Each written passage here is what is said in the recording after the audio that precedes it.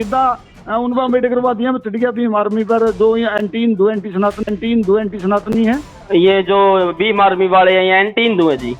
और तेरी वाई बात लास्ट में वही तो कह रहे हैं। हाँ भाई शिक्षा उसने शिक्षा स्वास्थ्य लास्ट में देख रहा हूँ और बड़ी शर्मनाक बात है भाई साहब, मैं कह रहा हूँ ये बड़ी शर्मनाक बात है। 2 लाशें जो दलित समाज की थी, वो पर्टिकुलर एक कास्ट की जो बंदों की लाशें थी वो हरियाणा के अंदर रखी हुई थी, लेकिन जो जनसंवाद वो चल रहे थे मनोहर खट्टर लाल जी हो गए और सरकार सोई हुई थी। क्यों चल हरियाणा डेली पोस्ट देख रहे हो आप सब और मैं आपके साथ अंकुर ग्रोवर नरवाना से। हम जींद पहुंचे हैं लघु सचिवालय में। यहाँ पर जो एक शख्स है पोलू राम पुनिया है, जो 35 से जो 36 साल हो गए उनको जेल के अंदर और उनकी रिहाई नहीं हुई है। सजा थी वो उनकी है जो पूरी हो चुकी है। और मैं पोलू राम पुनिया का मैं बता देता हूँ, वो जो स्वर्गीय श्री दिबड़ा वाले बल्ला, जिनको बल्ला चमार भी कहा जाता था, उनके जो बेटे हैं। और भीम आर्मी के जिलाध्यक्ष जो प्रदीप भानखड़, जब जो SC ST OBC माइनॉरिटी के हकूक़ों की लड़ाई होती है तो सबसे आगे ये खड़े होते हैं, चाहे फिर वो उकलाना का मामला हो या फिर उझाना का मामला हो। तमाम ऐसे मामले और जो फ़िलहाल में है, जो इंस्टेंटली जो तुरंत अभी चल रहे हैं, जैसे हिसार में सुमित की डेड बॉडी को लेकर हो गया, या और तमाम जितने भी SC ST OBC माइनॉरिटी के साथ धक्काशाही हो रही है उसको लेकर है, जो बड़ी आवाज़ बुलंद करते हैं उनके साथ। तो बात करते हैं। नमस्कार सर। नमस्कार पत्रकार महोदय, धन्यवाद करता हूं आपके चैनल का कि आम जनमानस की आवाज़ को बुलंद करने का आप काम करते हैं। आप लोग अगर नहीं हो तो शोषित पिछड़ों वंचितों की आवाज़ को लोग नहीं उठा सकते। सर हमारे पास एक कॉल आया था, उस कॉल में बोला गया कि जो भीम आर्मी है वो देशद्रोही है, एंटी नेशनल है। वो सबूत है हमारे पास। बिल्कुल उनका अम्बेडकरवादियों में चढ़ गया भीम आर्मी पर दो एंटी सनातनी है। चढ़ गया भीम आर्मी पर दो एंटी सनातनी है। ये जो भीम आर्मी वाले हैं ये एंटी हिंदू है जी। और तेरी वाई बात लास्ट में वही तो कह रहे हैं। हाँ भाई शिक्षा उसने शिक्षा स्वास्थ्य सर, ये बोलते हैं लोग क्योंकि आज मैं नहीं हूँ ना सर, मैं संविधान को मानता हूँ, मैं बाबा साहब को मानता हूँ। बाबा साहब का भीम आर्मी को बोला उन्होंने सर टारगेट। सर देखिए, बोलने वाले लोगों ने तो बाबा साहब के बारे में गलत बोला है, बोलने वाले लोगों ने तो मान्यवर साहब काशीराम के बारे में बोला है, DK बना खापड़े साहब के बारे में बोला है, दिना माता दिन भंगी के बारे में बोला है, तमाम तरह के साथियों के बारे में बोला है। लेकिन आज जो आदरणीय चंद्रशेखर आज़ाद जी, तो देश का इतना बहुमूल्य है, जो इतना देश का समाज का इतना बड़ा हीरा है, वो समाज की आवाज़ को बुलंद करने का काम करता है, तो कहीं ना कहीं दिक्कत होती है। क्योंकि सर आज चंद्रशेखर आज़ाद जी 6743 जातियों का समीकरण बना के इकट्ठा करने का काम कर रहे हैं।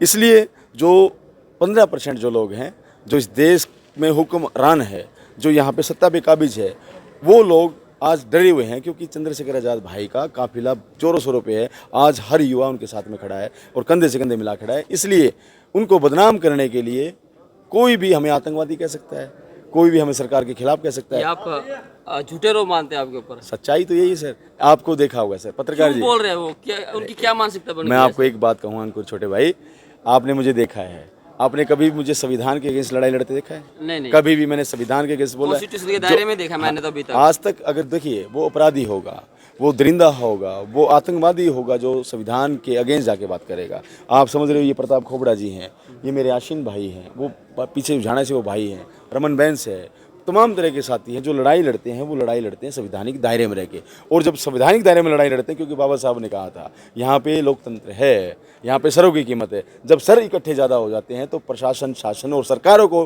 पेट में दर्द हो जाता है। और मैं ये बात कहता हूँ आपके चैनल के माध्यम से, अगर मैं रिप्रेजेंट करता हूँ किसी भी समाज को, अगर मैं रिप्रेजेंट करता हूँ किसी विधानसभा को, तो एक बार हमारे लोगों को ऊपर विश्वास दिखा के जताए जनता, अगर इनको छठी का दूध याद ना दिला दे तो हम काम करना छोड़ देंगे। सर आप कह रहे संविधान है, लोकतंत्र है, और आई रिस्पेक्ट, क्योंकि हम जो संविधान से चलने वाला ये देश है, बावजूद इसके जो पोलू राम पुनिया की है जो सजा वो पूरी हो चुकी है, और रिहाई क्यों नहीं दे रहे हैं सर? बड़ा अच्छा क्वेश्चन किया। इसमें आप संविधान तो है जो आज़ादी देता है, जिसकी है जो पूरी होगी उसको मैं एक लिबर्टी और आपको दूंगा, ये आपने बोली नहीं।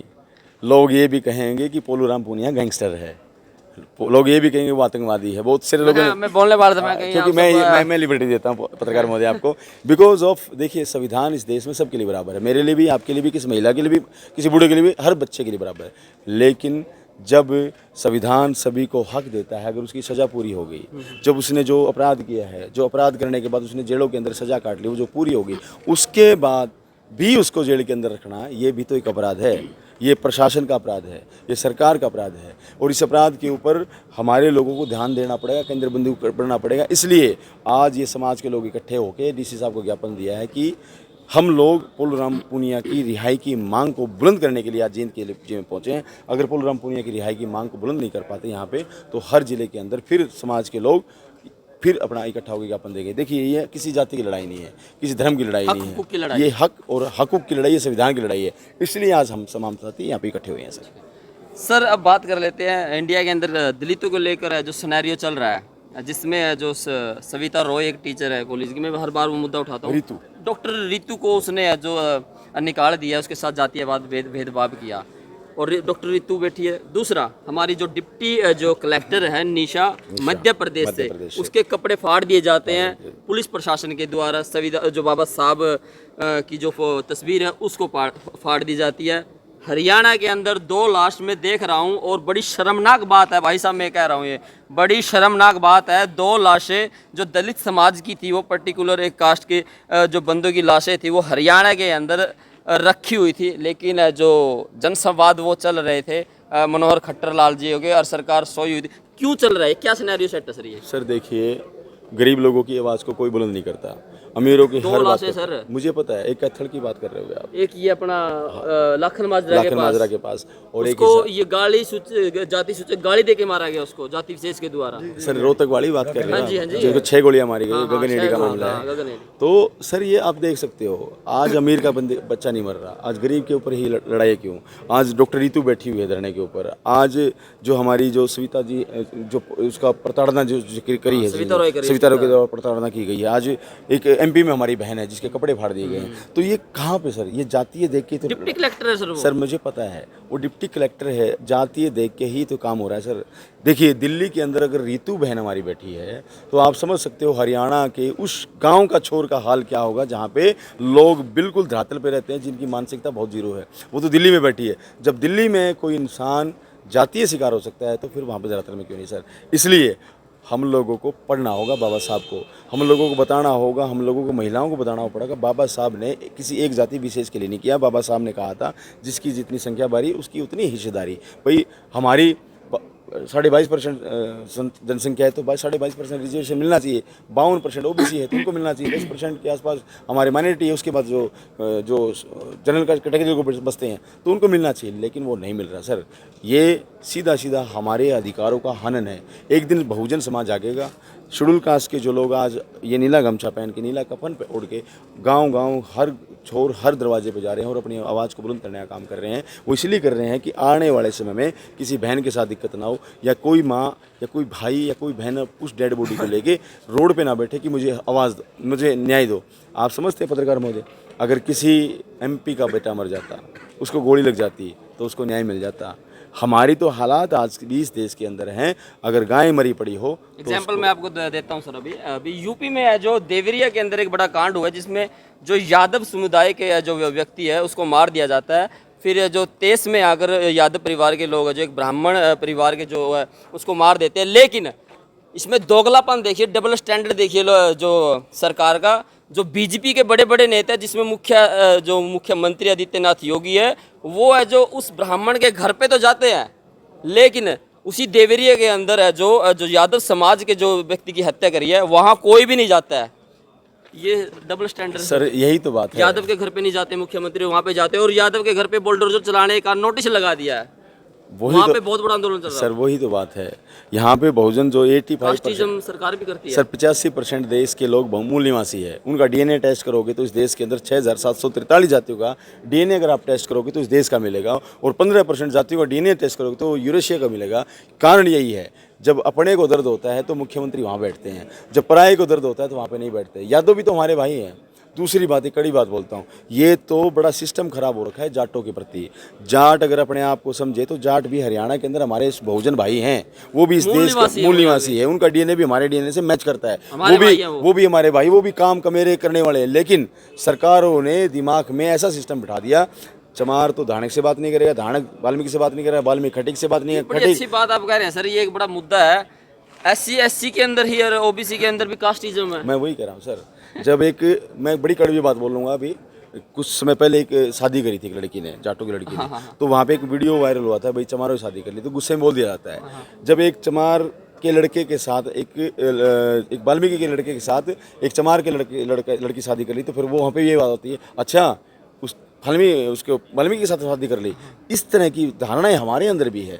खटीक, तेली, मनियार, लुहार, चुनार, फलाना ढिकना, ये जो 45 जातियों का पैकेट हरियाणा के अंदर है, जो सिरकी बंद, अगर आपको जाति देखनी ना पत्रकार महोदय, तो पूड़ों के नीचे जाए, जहाँ पे सिरकी बंद जाती है, जो झाड़ू बनाने का काम करती है, उनकी 16 साल की लड़कियाँ सरेआम नाती है, दिन में उन काम करती है, रात को कोई घटिया मानसिकता का आदमी उनकी तरफ गंदी नजर रखता है। यहाँ पे इस देश में ये मानसिकता है। शांसी, कुचिया जो और ये जो भेड़कूट है, गड़िया लुहार है, सिरकी बंद है, भोपा है, गडरिया है, तमाम तरह की जाति, जो 45 जातियों का पैकेट है, हम आपस में ही लड़ रहे हैं सर। जब आपस में लड़ रहे हैं तो 6743 जातियों को इकट्ठा कैसे करेंगे? तो मैं ये भी कहना चाहता हूँ कि हर आदमी, हर जाति गलत नहीं है। आज जाट जाति के लोग हैं, वो भी हमारे भाई हैं, लेकिन जाट जातियों के अंदर अगर मान्यवर साहब काशीराम, डॉक्टर BR अम्बेडकर साहब और मान्यवर चौधरी छोटूराम जी को पढ़ाया जाए, क्योंकि उन्होंने भी कहा था ना कि ये मेरे भोले किसान मेरी 2 बातें मान, एक तो दुश्मन को पहचान, दूसरा बोलना सीख। क्योंकि आज जाट जाति के लोगों के अंदर धीरे धीरे अम्बेडकरवाद जा रहा है। मैं उन भाइयों से अपील करता हूँ कि साथियों, ये जो शेड्यूल कास्ट के लोग, ये आपके भाई हैं, सरकारों के चक्कर में आके इनके ऊपर अत्याचार ना करें। मुझे पता है कि हरियाणा के अंदर आप आर्थिक रूप से मजबूत हैं, हम आर्थिक रूप से कमज़ोर हैं, इसलिए कहीं ना कहीं हम मार खाते हैं, लेकिन कमज़ोर किसी बात में नहीं है हम लोग। लेकिन अब तो वीडियो बहुत वायरल हो रही है, जो जाट समाज है वो जो SC के साथ है और OBC के साथ, ST के साथ खड़ा है, मुसलमान के साथ भी खड़ा है। चंद्रशेखर रावण का जब हमला उसके बाद है, जो गुज्जर समाज और जाट समाज के लोग हैं, जो उन्होंने उसको प्रोटेक्शन दिया। ये आदरणीय चंद्रशेखर आजाद की बड़ी बात है। उनके अंदर जो व्यक्तित्व वो मान्यवर साहब काशीराम का है, इसलिए आज जाट भी खड़ा है, गुज्जर भी खड़ा है, आज खटीक भी खड़ा है, आज यादव भी खड़ा है। तमाम तरह की जातियाँ आदरणीय चंद्रशेखर आजाद जी के हाथों को मजबूत करने का काम इस देश के अंदर कर रही है। और वो क्योंकि उनका व्यक्तित्व तो इतना मजबूत है, मैं किसी और को नेता नहीं मानता, मैं हरियाणा के अंदर भी किसी को अपना नेता नहीं मानता, मैं इस देश के अंदर अपना नेता मानता हूँ। मैं कार्य करता हूँ भीम आर्मी का और समाज के लिए अपनी अंतिम सांसों की आहुति दे सकता हूँ, लेकिन पीछे नहीं हटूंगा। और आदरणीय चंद्रशेखर आजाद जी के हाथों को मजबूत करने के लिए कहीं किसी भी हद तक जाऊँगा। मैं चाहे गाँव जाना पड़े, चाहे मुझे साइकिल यात्रा करनी, मैंने पीछे साइकिल यात्रा करी, मुझे पैदल यात्रा करनी पड़े, लेकिन मैं हक और हकूक़ की जो लड़ाई है, जिम्मेदारी की लड़ाई है। आदरणीय चंद्रशेखर आजाद जी एक बात कहते हैं कि पिंजरों को तो मैं पंछियों को तो पिंजरों से तो निकाल लिया हूँ, लेकिन अब दिमाग से डर निकालना है उन पंछियों का, क्योंकि डरे हुए हैं बेचारे। ये जो हमारे बहुजन समाज के लोग हैं, डरे हुए हैं कि हमारे साथ ये हो जाएगा, ये हो जाएगा। भाई कुछ नहीं होता। देश का संविधान सबको बराबर का हक देता है, सबको बराबरी के हक की बात करता है, और सभी आप रोटी खाते हो भाई, आप किसी से कमज़ोर नहीं। अब एक लास्ट क्वेश्चन है मेरा सर, अब अलग अलग स्टेट में उस बात का फ़र्क जो देखने को मिल रहा है, प्रभाव बिहार के अंदर जातिगत जनगणना हुई है, कास्ट सेंसस हुआ है, हरियाणा के अंदर जरूरत है, बहुत ज़्यादा ज़रूरत है सर, क्योंकि साहब काशीराम ने कहा था जिसकी जितने संख्या बारी उसकी इतनी हिस्सेदारी। अब यहाँ पे भी जरूरत है, बहुत ज़रूरत है सर। जब तक देखिए राजनीतिक समीकरण बदल गए हैं सर, उस मैं ये कह रहा हूँ कि इतना समीकरण बदल जाएगा, लोगों को पता चल जाएगा कि तुम्हारा हरियाणा के अंदर इतना वोट बैंक है। जब आपको पता चल जाएगा आपका 25%, 30% है, 35% है, तो आप अपना राजा खुद स्वयं तैयार करेंगे। जब आप अपना राजा तैयार करोगे तो फिर समस्याएं नहीं होगी। आपको कोई आपकी बहनों की तरफ, आपकी बेटियों की तरफ, आपके बुजुर्गों की तरफ आंख उठा के देखने वाला व्यक्ति नहीं पैदा होगा। आज उठा के कोई भी हमें कोई कुछ भी बोल देता है, कभी ढेड़ बोल देता है, कभी चमार बोल देता है। देखो ये भी कड़वी बात है, जब एक चमार का, एक भंगी का, एक धाड़क का बेटा जब घोड़ी पे चलता है, बुलट पे बैठता है, तो पेट में दर्द हो जाता है। जब वो अच्छे कपड़े पहनता है तो पेट में दर्द हो जाता है। ये पेट में दर्द क्यों है? क्योंकि यहाँ पे जातिवाद है, और जातिवाद वो है कि जाति है कि जाति नहीं। इस जाति को हमें खत्म करना पड़ेगा, और बहुजन जो 6743 जातियाँ हैं उसको एक मुट्ठी बंद मुट्ठी होकर लड़ाई लड़नी पड़ेगी। सर अब तो आपकी भी पार्टी बनी हुई है, चंद्रशेखर आजाद जी ने एक पार्टी बनाई है, अब उस पार्टी का हरियाणा में इलेक्शन लड़ा जाएगा संविधान इसमें? देखिए बिल्कुल। और गठबंधन किसके साथ? चौटाला साहब का सुन रहा है, चौटाला बोल रहे हैं चंद्रशेखर रावण जी को कि गठबंधन होगा या नहीं होगा, या अफवाहें हैं ये अभी विषय है जो अंदर का है। तमाम तरह के अधिकारी जो हमारे धर्मेंद्र परवाल जी हैं, कमल बराड़ा जी हैं, रामेंद्र प्रधान जी हैं, विनय रतन जी हैं, तमाम तरह के जो बड़े पदाधिकारी हमारे बैठे हुए हैं, वो डिसाइड करेंगे कि हमें कहाँ पे जाना है और किस दिशा में जाना है। मैं इसके ऊपर अभी खुल के नहीं बोलूँगा, क्योंकि अभी इलेक्शन बहुत दूर है। जब इलेक्शन आएंगे उस समय हो सकता है कि हम किसी के साथ गठबंधन करें। लेकिन हाँ, ये बात ज़रूर है कि ये तमाम साथी जो खड़े हैं, ये भीम आर्मी और आज़ाद समाज पार्टी की हाथों को मजबूत करते हुए हर गांव, हर खेड़े और हर बूथ तक जाके उस बूथ को मजबूत करने का काम करेंगे। ठीक। तो ये थे हमारे साथ प्रदीप बानखड़ जी, जिला अध्यक्ष भीम आर्मी हिसार से हैं, और तमाम मुद्दों पे हमने बात करी है। तो आप इन मुद्दों पे क्या अपनी राय है जो रखना चाहते हो, कमेंट सेक्शन में जरूर दीजिएगा। वीडियो को ज़्यादा से ज़्यादा सब्सक्राइब जरूर कीजिएगा। अगर इसे आप जो फेसबुक पर देख रहे हैं तो पेज को फॉलो जरूर कीजिएगा। जय हिंद, जय भारत, जय संविधान।